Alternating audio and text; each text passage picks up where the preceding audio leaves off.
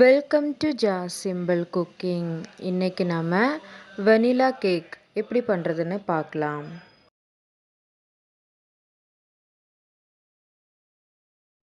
Cake பண்ணுறதுக்காக முதல்ல மாவு தயார் பண்ணிடலாம். அதுக்காக ஒரு பாத்திரத்தில் 2 முட்டை எடுத்துக்கோங்க.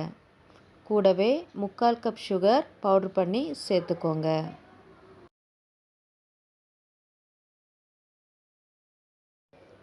சேர்த்துட்டு நல்லா கலந்து விட்டுக்கோங்க.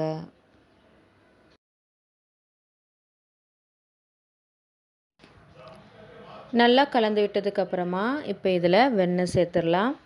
நான் இங்கே 1/4 கப் வெண்ணெய் எடுத்திருக்கேன். வெண்ணெய்க்கு பதிலாக 1/4 கப் சன்ஃப்ளவர் ஆயிலும் சேர்த்துக்கலாம். சேர்த்துட்டு நல்லா கலந்து விட்டுக்கோங்க. அதுக்கப்புறமா இதில் மாவு பொருட்கள் எல்லாம் சேர்த்துடலாம். நான் இங்கே 1 கப் மைதா மாவு எடுத்திருக்கேன். அதை நல்லா அரைச்சி சேர்த்துக்கலாம். அதுக்கப்புறமா 1 teaspoon baking powder, 1/2 teaspoon baking soda, 1/4 teaspoon உப்பு. நீங்கள் சால்டட் பட்டர் எடுத்தீங்கன்னா உப்பு சேர்க்க வேண்டாம். அன்சால்டட் பட்டர்னால் உப்பு சேர்த்துக்கோங்க. இப்போது இதெல்லாம் சேர்த்து நல்லா சலிச்சிடலாம்.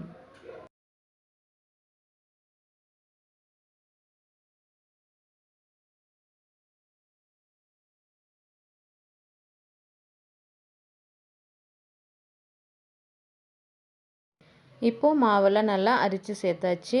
இப்போ இதில் 1 டீஸ்பூன் வானிலா எசன்ஸ் சேர்த்துடலாம். சேர்த்துட்டு நல்லா கலந்து விட்டுக்கோங்க.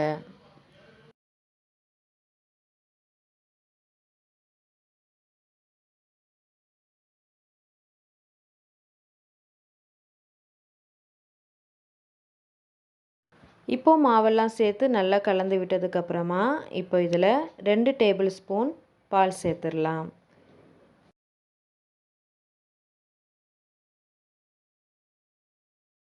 சேர்த்துட்டு நல்லா கலந்து விட்டுக்கோங்க.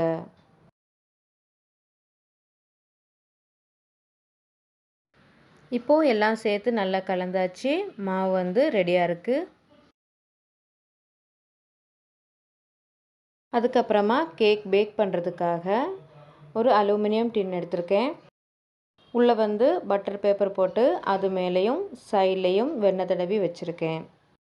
இப்போ நாம் இதில் தயார் பண்ணி வச்சுருக்கிற பேட்டரை சேர்த்துடலாம். சேர்த்துட்டு 2-3 தடவை நல்லா தட்டிக்கோங்க. இப்போது பேட்டர் ரெடியாக இருக்குது. இப்போ நாம் இதை வேக வச்சிடலாம். அதுக்காக ஸ்டவ் ஆன் பண்ணி ஒரு கடாய் வச்சுக்கோங்க. அது ஒரு சின்ன பிளேட் வச்சுக்கோங்க.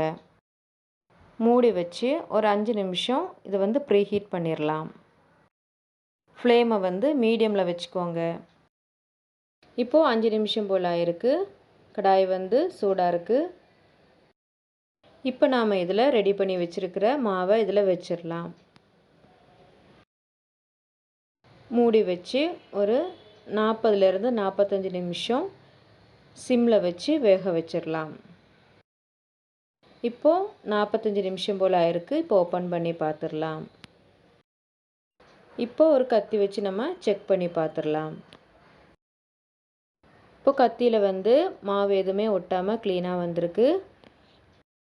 கத்தியில் மாவு இருந்துச்சுன்னா மறுபடியும் மூடி வச்சு வேக வச்சுக்கோங்க. இப்போது கேக்கை வெளியே எடுத்து வச்சிடலாம். 10 நிமிஷம் அப்படியே இருக்கட்டும். இப்போ 10 நிமிஷம் போல் ஆயிருக்கு. இப்போ நாம் கத்தி வச்சு அதை ஓரங்களை நம்ம எடுத்து விட்டுடலாம்.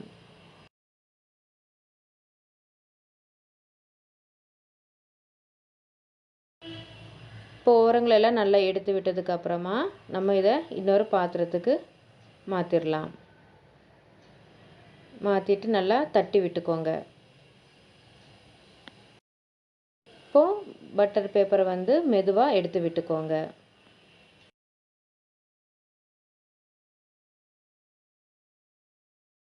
இப்போ கேக்கை திருப்பி போட்டதுக்கப்புறமா இப்போ கட் பண்ணிடலாம்.